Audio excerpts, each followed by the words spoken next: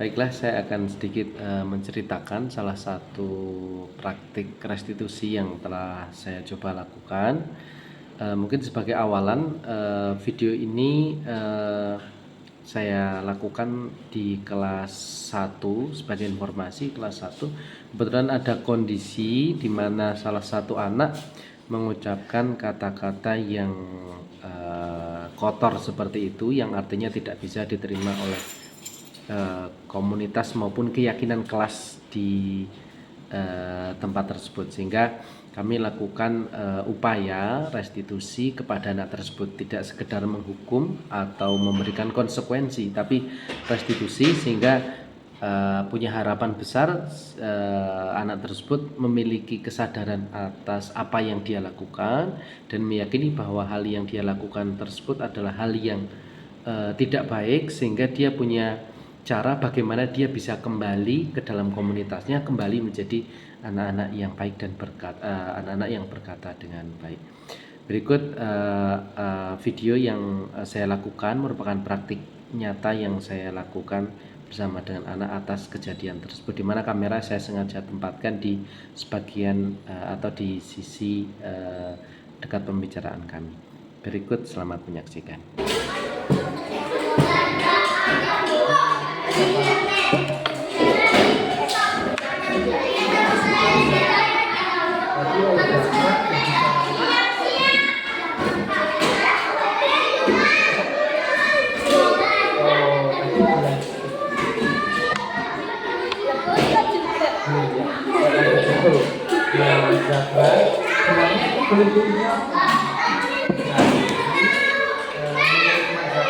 diucapkan dengan teman-teman yang lain, dengan teman-teman yang lain itu apa?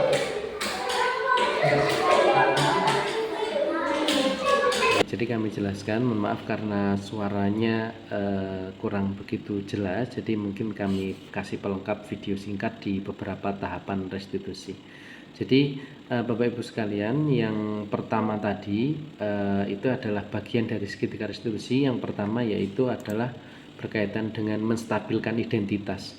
Jadi pada saat itu saya mengatakan kepada si anak bahwasanya saya minta untuk menceritakan kejadian apa tanpa melibatkan emosi atau judgement dari saya. Jadi saya benar-benar ingin tahu dari ceritanya si anak bagaimana kejadian tersebut dapat terjadi, atau bagaimana sebenarnya kejadian tersebut. Pada saat itu saya bertanya beberapa hal seperti ada apa dan tadi bagaimana.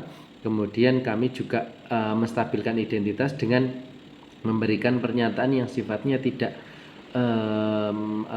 mendiskriminasi si anak. Jadi kami biarkan dia bercerita mengalir agak panjang, termasuk kami sampaikan Mas L itu tidak ada keinginan atau tidak ada niat ke sana sebenarnya. Saya yakin bahwasanya yang Mas L lakukan itu semata-mata karena Mas L belum tahu.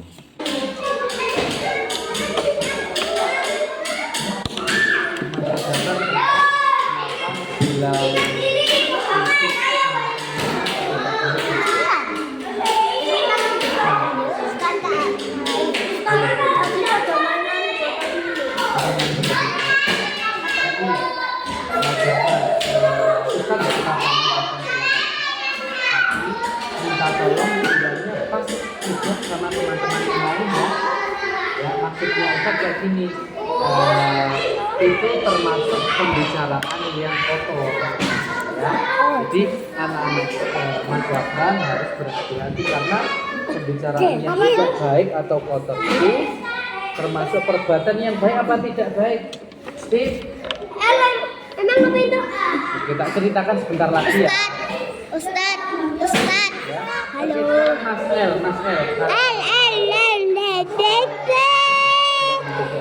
Dan pada bagian yang kedua yaitu kami melakukan langkah restitusi, yaitu yang kedua adalah validasi tindakan yang salah. Jadi pada kejadian itu kami sampaikan karena kejadiannya si yang bersangkutan itu adalah mengucapkan kata kotor, kami sampaikan bahwasanya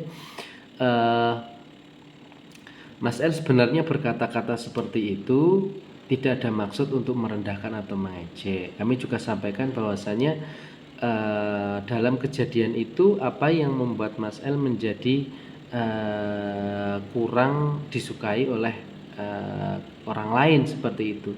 Kami sampaikan bahwasanya diantaranya adalah ketika kita berkata-kata yang tidak baik, kita akan ditanggapi oleh teman lain karena kita juga dilihat oleh orang lain seperti itu.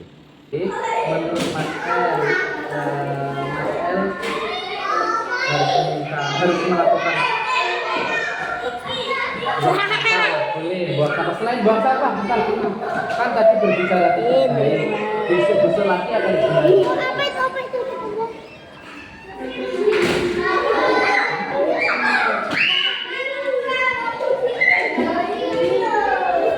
Kenapa Mas El tadi melakukan hal yang tidak baik? Nah, menurut Mas El, besok Mas El mau gimana?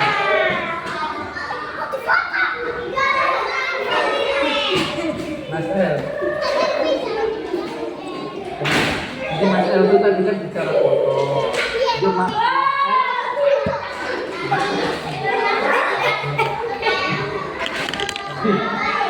jadi perkataan seperti itu tidak baik.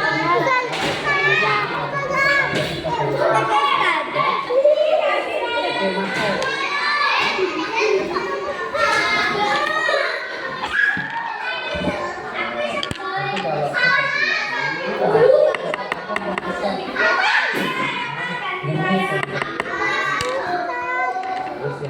Sekarang kalau sudah pernah bicara tidak baik, apa yang harus dilakukan?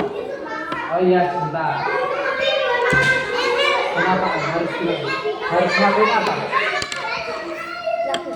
Ya? Oke, boleh. Tadi kan sudah mau buang sampah, boleh. Tapi yang ya supaya Mas El tidak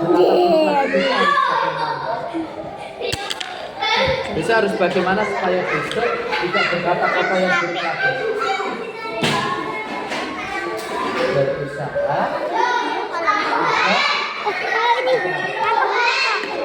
tidak menyalahkan. Mau dibantu Ustaz? Menahan diri bicara yang kotor ya. Bisa. Terima kasih telah bantu Ustaz.